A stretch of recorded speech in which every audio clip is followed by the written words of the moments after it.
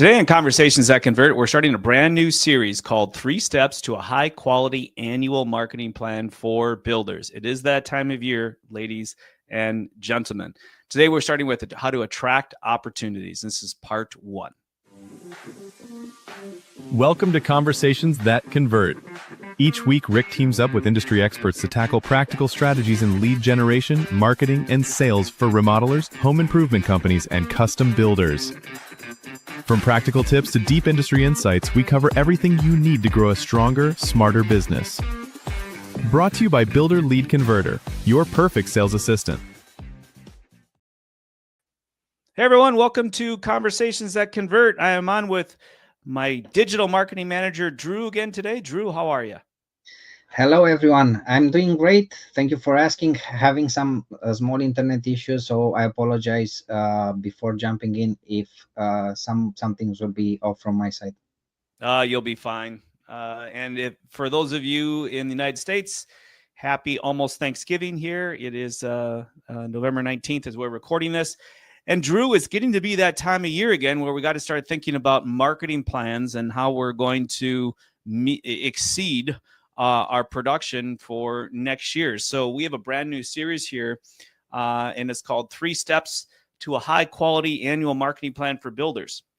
So the name of this particular episode is Attracting Opportunities. But we're obviously going to talk about anything and everything to do with creating a high return on investment marketing plan for builders.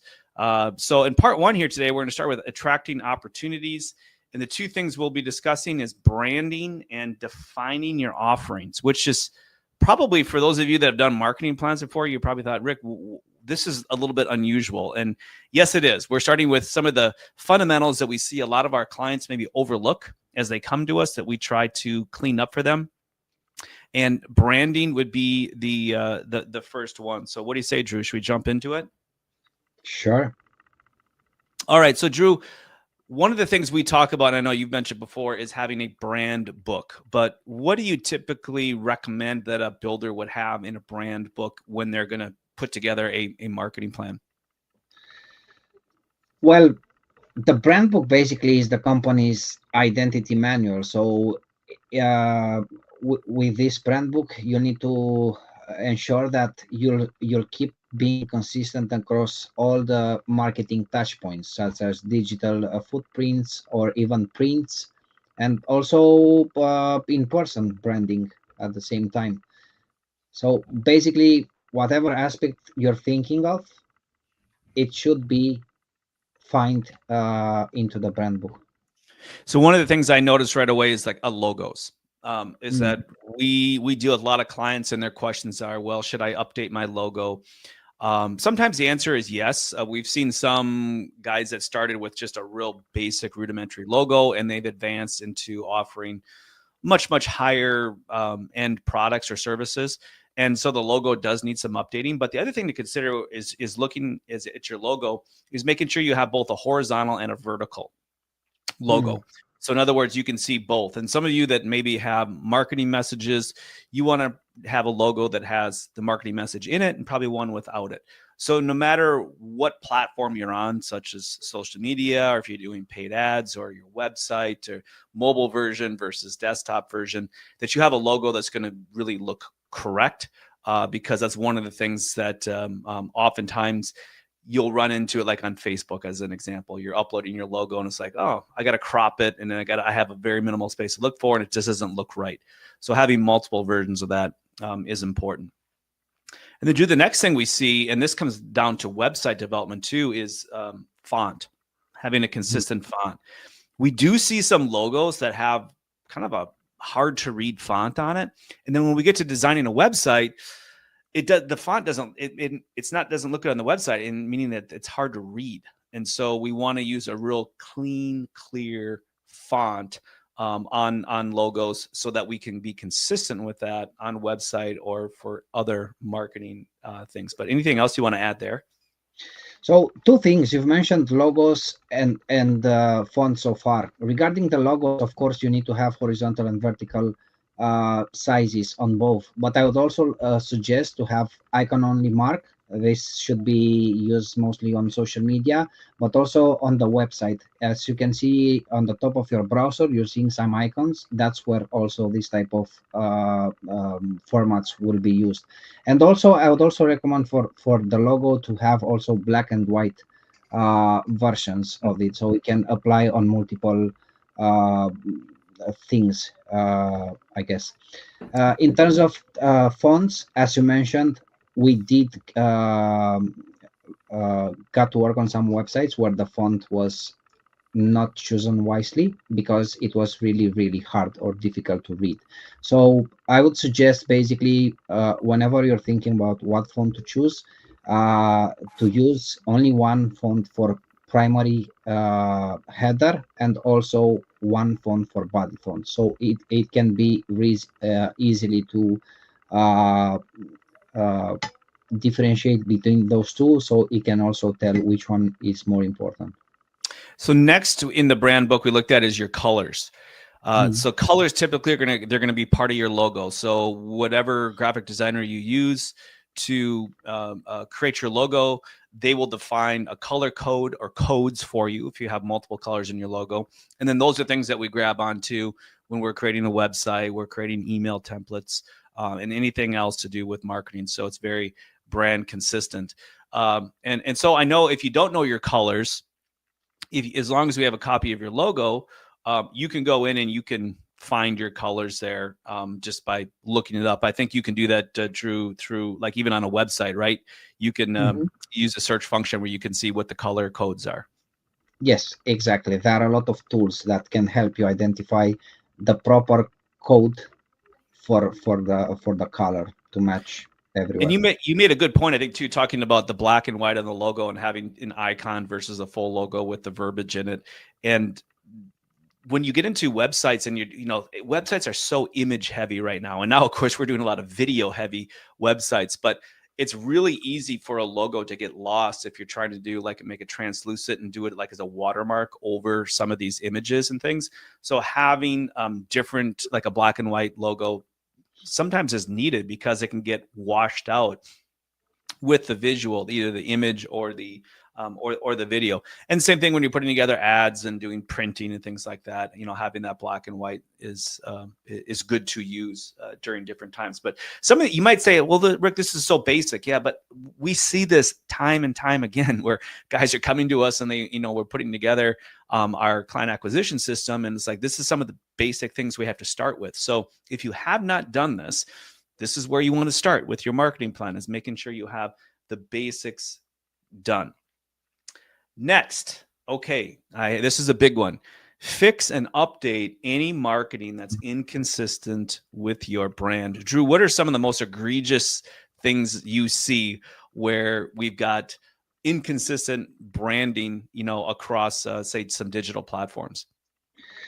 Well, I guess social media graphics. I'm doing a lot of social media audits, so I can see inconsistencies. On Facebook, you use one logo. On Instagram, another one. On the website, it's one of those. But if you're not consistent through all the channels you promote yourself, this might be difficult for people to find you. So you want to be consistent through everything, through website, through social media, through email templates, email signatures, and a lot of other aspects. Everything basically. And we also we know the pain points of where you've got job site signs, you've got trucks wrapped or signs on them, and now you're updating your logo digitally. And of course, the next question is, well, do I need to do that on my trucks? Should I need reprint cards or signs? And the answer is, do you need to do it right away? No, but since we are going into a new year, and if you have a updated logo you're using digitally, you should really get your trucks rewrapped and get your signs updated and get it consistent. Because remember, people are starting online and then they're going on site to see you. So it's a very subconscious thing, is that they see that consistent brand representation of your company no matter where they are. So one of the tips I wanted to leave here is email templates. Your signatures, your social media, they should all be consistent. Make sure that everything looks the same font, same colors, same general logo. and it's all consistent. Anything else you want to add, Drew? Yes, I also have one note as tip here. You need to think that all the homeowners will assume that your project management is as organized as your branding. So if you're not branding, you might lose some trust there. Yeah, that's a great tip. Absolutely. You're right, because you are putting forth according to your lead's perception your best foot when on your website, on your social media, on your Google business profile, as you reply to emails. So that professionalism or lack thereof is a direct representation of what that lead is going to expect they will receive from you should they choose you to build or remodel their home. Very, very important tip. Great tip. All right. So next one is confirming your service offerings. Again, this is typically not part of a marketing plan. However, it's something that we do with all of our clients when we start building a client acquisition system for them. Now, why is that important? Well, let's just break it down into three areas here. If you're a home builder or a remodeler, or perhaps you're doing both, I just want to give you some things that you should be looking at now as you put together your marketing plan to give you the best return on investment. So number one, as a home builder, are you a custom home builder? Are you a semi-custom home builder? Or are you a production home builder? Because there's a different way to present your offerings, and there's features and benefits and also pros and cons to each type of offering. So oftentimes we will see custom home builders that have no plans. Okay, that's a big mistake. Oftentimes we'll see semi-custom home builders that have old, antiquated designs on their website. That's a big mistake. Production builders don't have a good representation of all the different plan options and things that they offer on their website. Again, that's a big mistake too. So really, what are you? And maybe you're going to offer both. I mean, we have plenty of clients that will build semi-custom and do custom, and that's absolutely fine. But just make sure you are consistent with what you're going to offer. And understand and answer the question, will you offer more than one? We have some guys that were like, absolutely not. We're not going to do semi-custom. Every single home is unique and it's architecturally designed and it's a one of one. That's great. Okay. Just make sure that, again, your brand and your service offerings reflect that. And as a tip here, I want to throw out there, even if you are a custom builder, you must show a minimum 9 to probably not more than 15 floor plans on your website that accurately reflect the style and the architectural motif of the homes you as a builder want to be known for. So I usually use the 2-year rule, Drew. In other words, if you have something on your website that is more than 2 years old, you probably need to take a really critical eye to that and look at that and say, is this still an offering that is reflective of what my buyers are asking for today? Because remember, when you're online and people are shopping by process of elimination. So if they see like old styles that are really not maybe trendy or fashionable in your local market, or it's a caliber of homes that maybe you no longer build because you've moved up and you're building higher caliber homes, but your website is not reflective of it, that is something you need to look at right away, because you will lose business because of that. So again, 9 to 15 floor plans, make sure they're accurately represent you. And, another tip here is, like, if you don't have 9 to 15 floor plans, work with local architects, partner with them where you can put some of their projects maybe that you have built already, or ones that would be a good representation of what you would like to build. Get them on your website. You can give the architect a backlink going back to their website. You can obviously show that, hey, this work was created by such and such an architect. We use an enhanced design library that has thousands of plans from across the country. So our clients can search regionally and they can pick plans out that work for them in that region. And then it's real easy to update them. So remember, something can be worse than nothing. In other words, if you're showing stuff that is not a good representation for either your marketplace or what you like to build, it can be detrimental. But nothing is absolutely the worst, because your design library or your floor plans for custom home builders, that's typically the third most visited page on the website. Another tip, I don't even have it on here, is your available home section.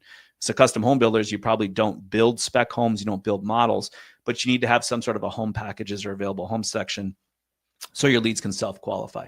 Drew, anything I missed?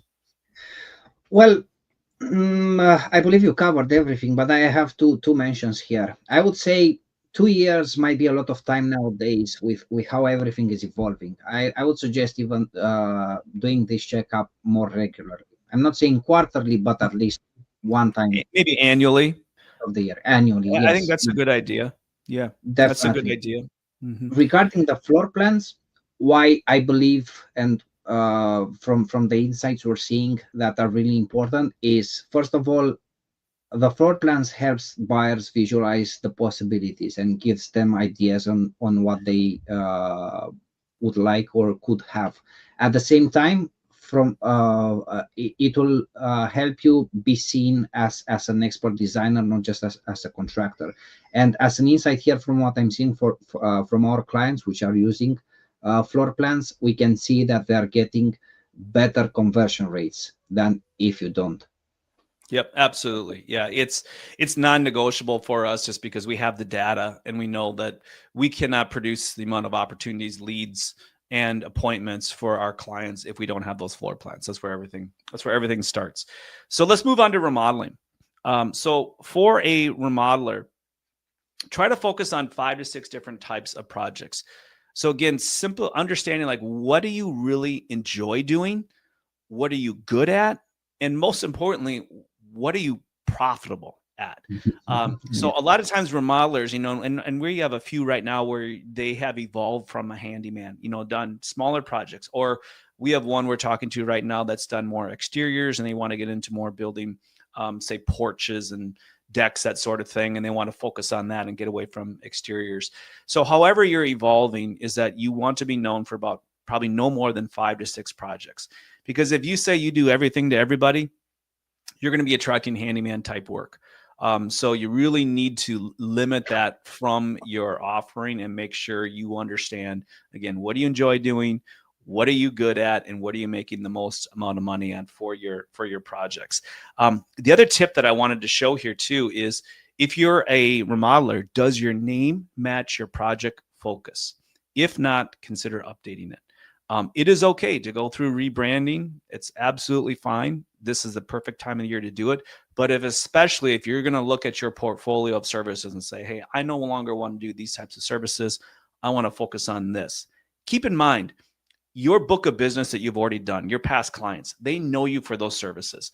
So you're still going to get referrals for those services. And then you can determine if you want to still do those types of projects for your referrals or your past clients. But going forward, if you want to be known for something different, you've got to get that on your website. You've got to limit yourself so you can niche down, you can become a specialist, because that's where people are going to pay the most amount of money. That's where you're going to be most profitable. And also that's the type of work you're going to enjoy doing. And if you're happy and the client's happy, hey, it's a win-win, especially when you got the right profit margins. Any other thoughts on that, Drew? I totally agree with you, because when you specialize on something, you're becoming an expert, and that automatically comes with the fact that you're going to be seen as an authority in the industry. That means, of course, you can charge higher prices since you know what you're doing, and at the same time, it will also improve the time from implementing the project. So it comes with a lot of benefits whenever you're specializing on something. Yeah, case in point, I had a conversation this week. The construction was in the name of the remodeler. They were primarily an exteriors company, but they had done like regular remodeling projects in the past. So they were construction, and they really want to focus on now porches and not even roofing, siding, windows, gutters, that sort of thing. They'll still do it if they fall in their lap, but they want to focus on porches. So the question was, well, should we change our name? Should we remove construction from it? Should we rebrand to it? And, my answer was absolutely. In just changing the word construction to porches and exteriors is great, again, because now you're building everything around that. So never underestimate the power of confusion, because you want to make it as clear and simple as possible for that new opportunity to find you, to engage with you, and ultimately become a lead, an appointment, and a contract. So anything that you do that is confusing to them is going to cause missed opportunities. It's going to cause lost business and the inability to scale your business. It's going to affect your revenue and your profits. So just keep that in mind. Simple is best. Clear and consistent always wins. All right, let's move to the next one. Let's say you're doing both custom homes and remodeling. Okay, so here's the thing that you really want to focus on is clearly segmenting your new homes from remodeling. And by clear segmentation, I mean you need to have very specific offerings for remodeling separate from your new homes, different lead magnets, different follow-up, different pipelines, which we'll talk about next time, from remodeling. So your website should be very clear that it gives the lead the opportunity to say, what do you want to do? Do you want to remodel? Go here. Do you want to build a custom home? Go here.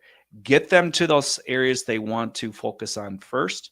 That's going to help you capture more leads and keep them engaged, more importantly. Because again, confusion breeds a bounce. So bounce is when someone comes and leaves on the same page. They land there and say, oh, I want to build a home. All I see is remodeling. Or I want to remodel my home. All I see is custom homes. So you've got to eliminate that by clear segmentation. So one of the things I think is good to understand here is that buyers will ask, or I shouldn't say buyers, I should say our clients will ask, like, hey, is there any harm to doing both new homes and remodeling? And the answer is absolutely not if it's done correctly. But if it's not done correctly, in other words, if you are known more for a remodeler, you're going to have very few custom home opportunities, or vice versa. If you're known for custom homes, you're going to have very little remodeling opportunities. So if it's done correctly, yes, but it is tricky than just saying I'm going to only remodel or I'm only going to build custom homes. So the tip, I guess, that I will leave you with here is specific content for each type of service to attract the best opportunities. Do not assume people will understand you offer both services. Drew, any final thoughts from you?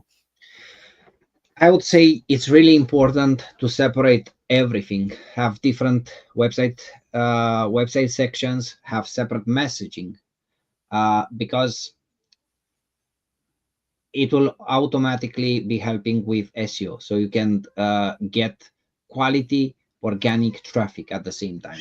And besides that, of course, you need to have also separate offerings for each type of service. You need to be basically clear and consistent with the messages at the same time. Yeah, that's a good point. We haven't even gotten into SEO yet.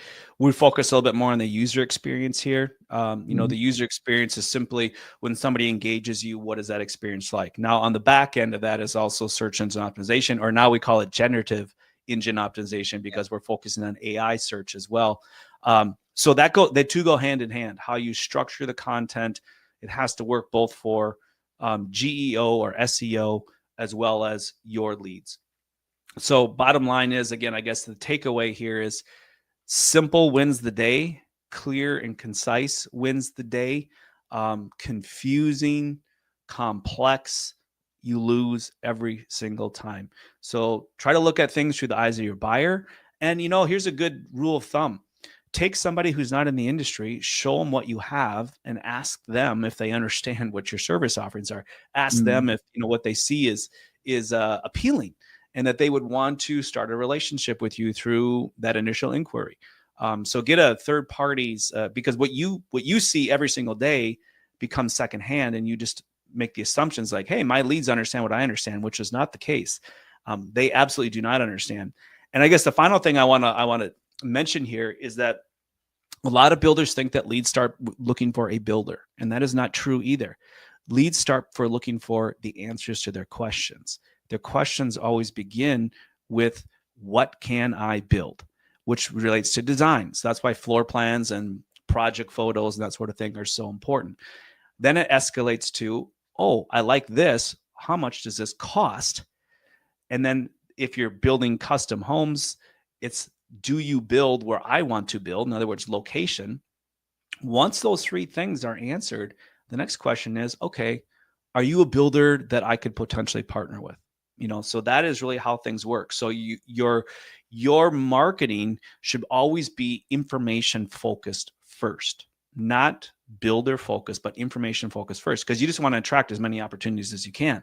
And then once the opportunities come in, if you have enough, you can start saying yes, yes, yes, no, no, yes, no, yes, no, right? You can pick and choose your clients and jobs. And so that's the opportunity, is just build as wide of a net as you can. And then, as you get to the bottom of that funnel, you pick and choose who you're going to work with. So it's the right project, the right place, the right person. In other words, you like the client, and it's the right price point and profit margin would be the fifth one. Final thoughts from you, Drew? Yes. So what I want to say is that the brand basically is more than just colors and fonts and the logo. Basically, it's your credibility, and at the same time, combined with clear service offerings, you can charge more, attract better, attract the right type of clients, actually. Yep, Yeah. absolutely. Absolutely.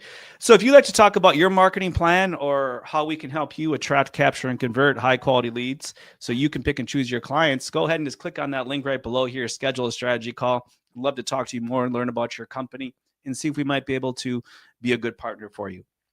So for my brothers and sisters in Christ, may the grace of the Lord Jesus Christ, the love of God, and the fellowship of the Holy Spirit be with you all always. We'll see you next time on Conversations That Convert.